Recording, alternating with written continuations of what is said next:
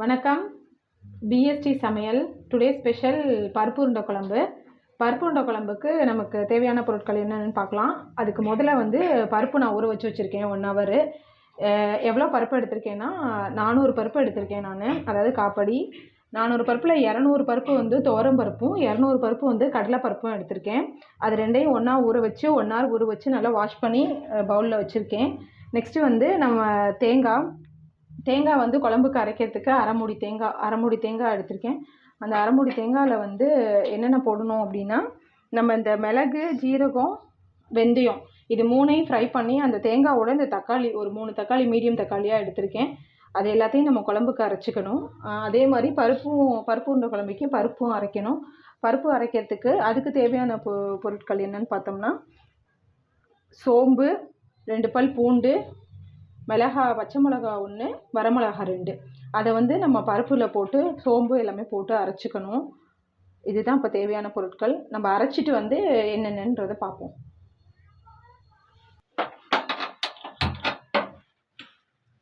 ஒரு சட்டி வச்சு அடுப்பை ஆன் பண்ணி இப்போ நம்ம தேங்காய் அரைக்க போகிறோம் குழம்புக்கு.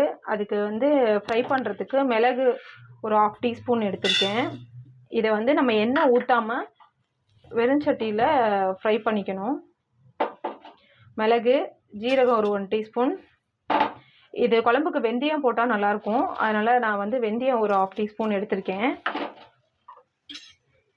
நீங்கள் பருப்பு உருண்டை குழம்புக்கு வெந்தயம் போடுறோன்னு நினைக்க வேண்டாம். வெந்தயம் போட்டால் ரொம்ப டேஸ்ட்டாக குழம்பு சூப்பராகவே இருக்கும். நீங்கள் ஒரு தடவை இதை ட்ரை பண்ணி பாருங்கள். மிளகு, ஜீரகம், வெந்தயம் இது 3ஐயும் எண்ணெய் ஊற்றாமல் வெறும் சட்டியில் நல்லா ஃப்ரை பண்ணிவிட்டு நம்ம தேங்காயோட வச்சு தக்காளி வச்சு அதை அரைச்சி குழம்புக்கு ஊற்றினோம்னா ரொம்ப சூப்பராக இருக்கும் பருப்பு உருண்டை குழம்பு.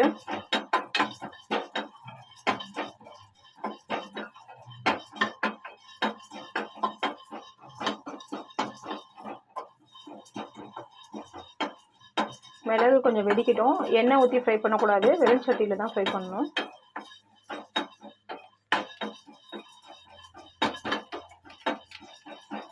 ரொம்ப தீய வறுக்கணும்னு அவசியம் இல்லை. கொஞ்சம் அந்த மிளகு பொரிஞ்சிச்சுன்னா போதும் நமக்கு. மிளகு பொரிஞ்சிருச்சு, ஆஃப் பண்ணிடலாம். இப்போ இதை தேங்காயோட ஆட் பண்ணிக்கலாம். இப்போது நம்ம அரைக்க வேண்டிய பொருள் பார்ப்போம். தேங்காயில் மிளகு, ஜீரகம், வெந்தயம் 3ம் ஃப்ரை பண்ணி இதில் போட்டிருக்கேன். இது கூட ஒரு 3 தக்காளி நான் கட் பண்ணி வச்சுருக்கேன். அதை இது கூட ஆட் பண்ணிக்கலாம்.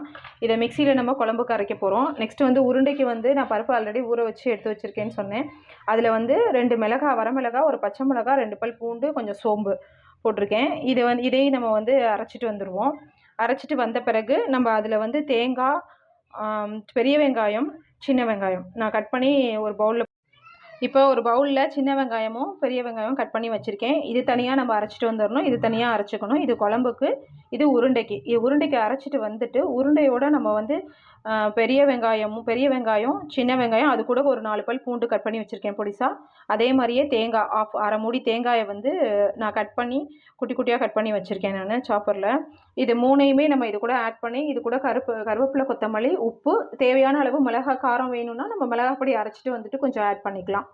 இப்போது நம்ம இது 2ஐயும் போய் அரைச்சிட்டு வந்துடலாம்.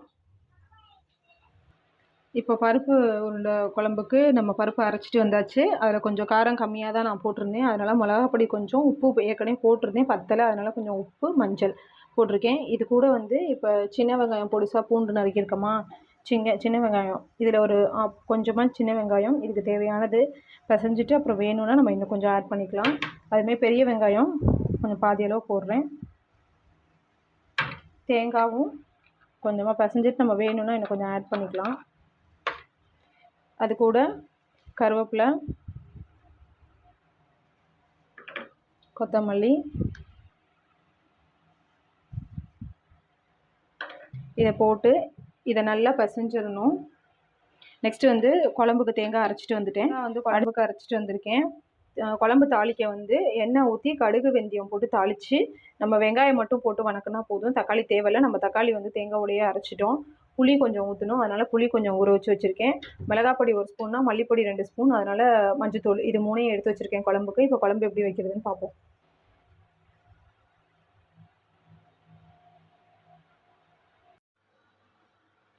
ஸ்டவ்வை ஆன் பண்ணி ஒரு ஒரு சட்டி வச்சுக்கலாம். இப்போ இதில் வந்து நல்லெண்ணெய் ஊற்றுறேன். நான் நல்லெண்ணெய் கொஞ்சம் அதிகமாகவே ஊற்றிக்கோங்க.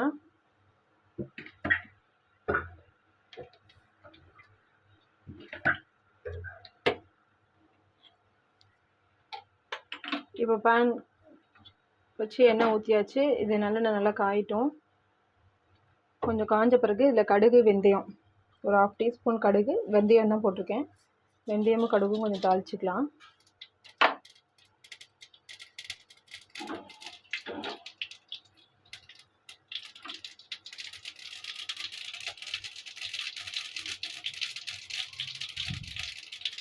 கடுகு நல்லா வெடிச்சிருச்சு. இப்போ இதில் கருவேப்பிலை ஆட் பண்ணிக்கலாம். கொஞ்சம் வெங்காயம் கட் பண்ணி வச்சுருக்கேன். இதையும் இது கூட ஆட் பண்ணிக்கலாம்.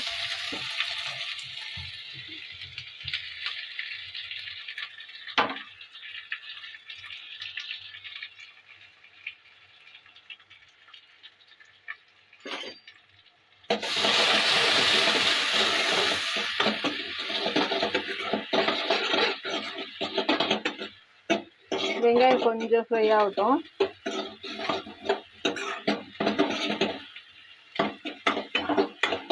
ரொம்ப தீர அளவுக்கு ஃப்ரை ஆகணும். அந்த கண்ணாடி பதம்னு சொல்லுவோம்ல, அந்த ரேஞ்சுக்கு அந்த இதுக்கு ஃப்ரை ஆனால் போதும்.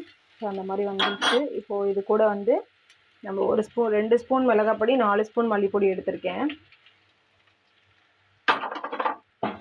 அதிலே கொஞ்சமாக மஞ்சத்தூள் எடுத்திருக்கேன்.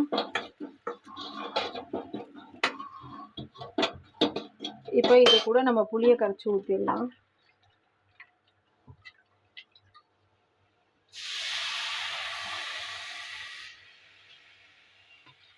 புளி கொஞ்சம் 3 தக்காளி போட்டிருக்கேன். ஒரு சொல்லன்னு சொல்லுவாங்க, அந்த மாதிரி புளி எடுத்து நல்லா கரைச்சி குழம்புக்கு தேவையான புளி ஊற்றிக்கோங்க.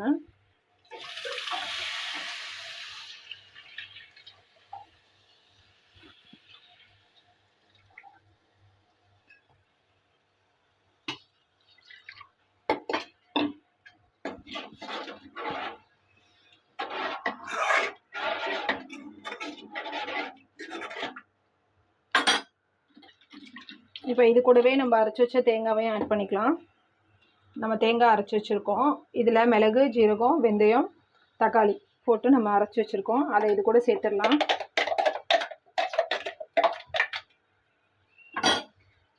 குழம்பு வந்து கொஞ்சம் நல்லா தண்ணியாகவே வச்சுக்கோங்க.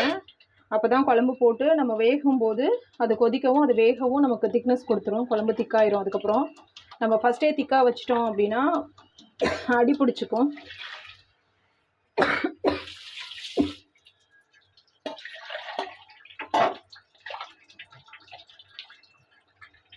ஜார் அலசி ஊற்றிட்டேன்.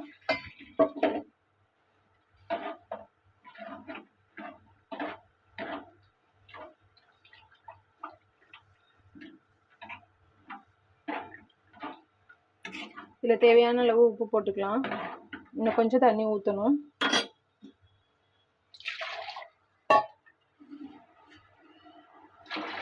குழம்பு கொதிச்ச பிறகு உங்களுக்கு காமிக்கிறேன்.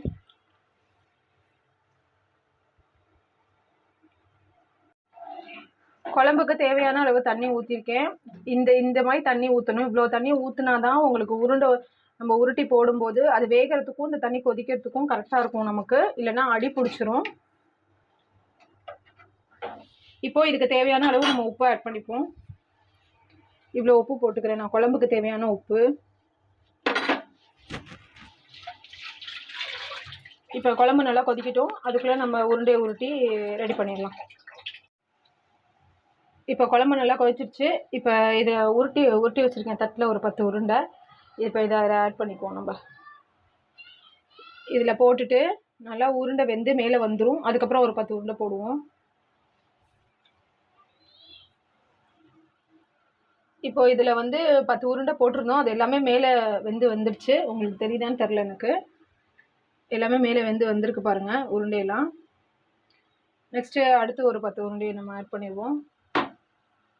இப்படி போட்டோம்னா தான் நமக்கு எல்லா உருண்டையுமே நல்லா வெந்திருக்கும். நம்ம போட்டுகிட்டே இருந்தோம் அப்படின்னா அது தீஞ்சு போயிடும், அடி பிடிச்சிக்கும். ஒரு உருண்டை வேகும் வேகாது. இது வெந்து மேலே வந்துட்டனால அடுத்து கீழே நம்ம 10 உருண்டை போட்டால் அடுத்து வேகும். நான் காரம் வந்து மீடியமாக சாப்பிட்ற அளவுக்கு போட்டிருக்கேன். உங்களுக்கு அதிகமாக காரம் தேவைப்பட்டுச்சுன்னா நீங்கள் பருப்பு உருண்டைக்கு இன்னும் கொஞ்சம் 2 பச்சை மிளகா 3 காரம் மிளகா போட்டுக்கோங்க. மிளகா பொடி வேணுனாலும் நீங்கள் ஆட் பண்ணிக்கோங்க. குழம்பும் மீடியமாக நம்ம சாப்பிட்ற மாதிரி தான் நாங்கள் காரம் போட்டிருக்கேன். உங்களுக்கு எவ்வளோ தேவையோ நீங்கள் காரம் போட்டுக்கோங்க.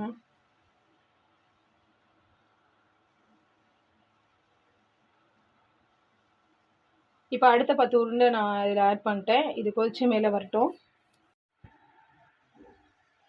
ஒரு சுவையான பருப்பு உருண்டை குழம்பு ரெடி ஆயிடுச்சு. நீங்கள் வீட்டில் செஞ்சு பாருங்கள் எப்படி இருந்துச்சுன்னு சொல்லிட்டு. லைக் பண்ணுங்கள், ஷேர் பண்ணுங்கள், கமெண்ட் பண்ணுங்கள், சப்ஸ்கிரைப் பண்ணுங்கள். உருண்டை ரொம்ப டேஸ்ட்டாகவே இருக்கும். உருண்டை பாருங்கள், நான் எவ்வளோ தண்ணி ஊற்றிருந்தேன்னு. ஆனால் வந்து ஒரு நல்லாவே திக்காகிடுச்சு குழம்பு. அதனால தான் ஃபஸ்ட்டு நம்ம உருண்டை குழம்பு வைக்கும்போது எப்போதுமே வந்து ரொம்ப தண்ணியாக தான் குழம்பு வைக்கணும். அது வேகிறதுக்கும் அந்த தண்ணி சுண்டுறதுக்கும் நம்ம கரெக்டாக இருக்கும். Okay, thank you. ஒரு சுவையான பருப்பு உருண்டை குழம்பு ரெடி ஆயிடுச்சு. நீங்கள் வீட்டில் செஞ்சு பாருங்கள், ரொம்பவே டேஸ்ட்டாக இருக்கும். நிறைய பேர் வெந்தயம் போட மாட்டாங்க, ஆனால் நான் வெந்தயம் போட்டு செஞ்சுருக்கேன். வெந்தயம் உடம்புக்கு ரொம்ப நல்லது. ஆனால் உருண்டை வந்து கசக்காது, குழம்பும் கசக்காது, ரொம்பவே டேஸ்ட்டாக இருக்கும். நான் பண்ண மாதிரி நீங்கள் பண்ணி பாருங்கள். தேங்க்யூ.